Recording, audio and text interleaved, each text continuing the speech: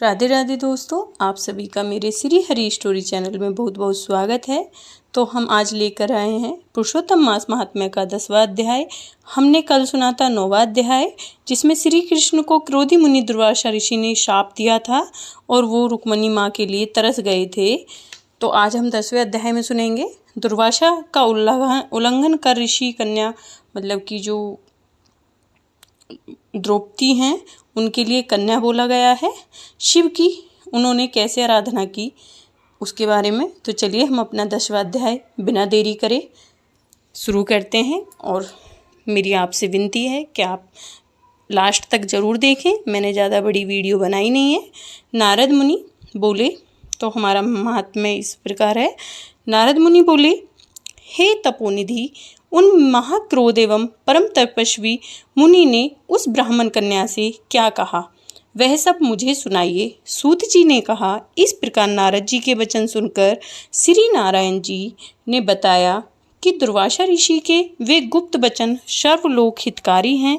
श्री नारायण जी ने वे वचन नारद जी को सुनाए कि और कहा, हे कृपालु मेधावी ऋषि ने ब्राह्मण पुत्री के दुख निवारण जो कहा वह इस प्रकार है। दुर्वासा ने कहा, हे सुंदरी, बहुत गुप्त बात कहता हूँ। हे सुभंगे, अब आने वाले 3रा महीना पुरुषोत्तम मास है। उसमें तीर्थ में जाकर स्नान करने से मनुष्य बाल हत्या से के दोषों से भी मुक्त हो जाता है। हे सुंदरी, इससे अधिक कार्तिक आदि महीने भी नहीं हैं। सब महीने पक्ष और पर्व आदि पुरुषोत्तम मास के 16वीं कला के भी समान नहीं हैं। वेद शास्त्र के समस्त साधन इस मास के 16वीं कला से भी समानता नहीं कर सकते। गंगा के 12,000 वर्ष तथा गोदावरी के एक समय के स्नान तथा सिंह कि बृहस्पति में एक बार स्नान करने से जो फल प्राप्त होता है, वही फल हे सुंदरी किसी भी स्थान पर एक बार स्नान करने से इस मास में प्राप्त हो जाता है। इसमें दान, तप, जप आदि करने से मनोकामनाएं पूर्ण होती हैं। इसीलिए श्री कृष्ण के इस प्रिय मास को तुम भी सेवन करके मनोकामना पूर्ण कर सकती हो। मैं भी इस पुरुषोत्तम मास मानकर सेवन करता हूँ। हे सुभंगे, इसलिए तुम भी इसका सेवन करो। मुनि दुर्वासा ऋषि इस प्रकार ब्राह्मण कन्या को कहकर चुप हो गए। श्री कृष्ण बोले, दुर्वासा ऋषि के वचन सुनकर वह मूर्ख कन्या क्रोधित हो गई और कहने लगी, हे ब्राह्मण, आपके वचन मुझे पसंद नहीं हैं। माघ, कार्तिक, बैसाख आदि मास सेवन करने पर क्या इसमें कम फल देने वाले हैं? शिव, पृथ्वी, सूर्य, अंबिका एवं गणपति की सेवा पूजा, क्या उसमें कम फल मिलता है? व्यातीत पात आदि योगों को आप छोड़कर इस मास की प्रशंसा क्यों करते हो?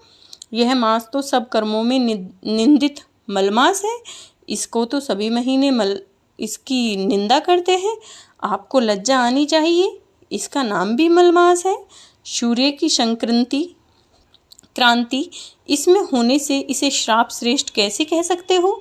मैं जानती हूँ कि सब दुखहारी निसंदेह श्री हरि विष्णु की शरण में जाते हैं।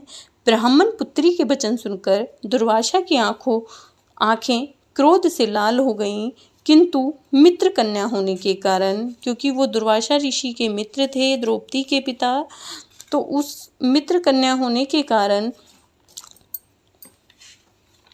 दुर्वासा ऋषि फिर भी शाप नहीं दिया। ब्राह्मण कन्या को दुर्वासा ऋषि ने उसे फिर भी शाप नहीं दिया, अपितु दया आ गई। उसे अपना हित अनहित जानने में योग्य नहीं समझा। पुरुषोत्तम मास की महिमा बड़े बड़े विद्वान नहीं समझ सकते, तब मूर्ख बुद्धि पुरुष तथा स्त्रियां कहाँ जान सकती हैं? यह बाला पितृहीन कुमारी है। इस पुत्री के कोई पिता नहीं है। दुख के कारण यह तप रही है। मेरा साप कैसे सह पाएगी, इसलिए मैं इसे साप नहीं दूंगा।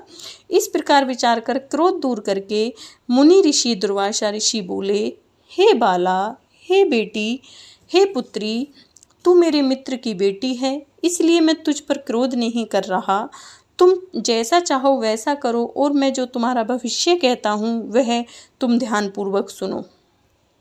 तुमने पुरुषोत्तम मास का निरादर किया है, उसकी अवहेलना की है, उसका दंड इस जन्म में अथवा दूसरे जन्म में अवश्य प्राप्त होगा। आपको इस जन्म में नहीं मिलेगा तो दूसरे जन्म में आपको उसका दुख भोगना पड़ेगा।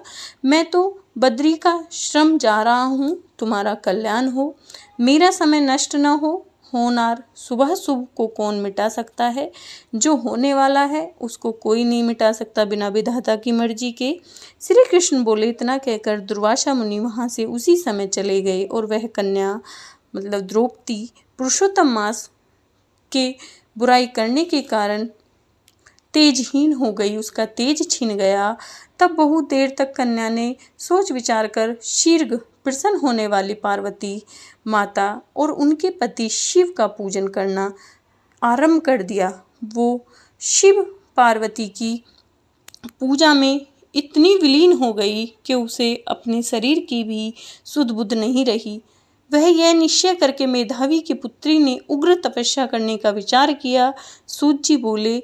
इस तरह उसने महामुनि के वचन का निरादर किया और बहुत फल देने वाले लक्ष्मीपति एवं सावित्री ब्रह्मा का पूजन त्याग कर केवल पार्वती शंकर की आराधना मन में निश्चय करने लगी और वो दिन रात शिव की आराधना में ही विलीन रहने लगी। और यहीं पे हमारा 10वां अध्याय समाप्त होता है। कल हम आपके साथ आएंगे 11वें अध्याय के साथ, जिसमें ऋषिपुत्री मतलब कि द्रौपदी का घोर तप तथा शिव उसे 5 पति होने का वरदान कैसे देते हैं, ये हम सुनेंगे 11वें अध्याय में। तो भक्तजनों, आप सभी को राधे राधे। आप सभी मिलकर बोलिए पुरुषोत्तम मास महा की जय, श्री कृष्ण भगवान की जय। और अगर आपको मेरी वीडियो अच्छी लगी हो तो लाइक शेयर और सब्सक्राइब जरूर करें, क्योंकि आपके सब्सक्राइब और लाइक करने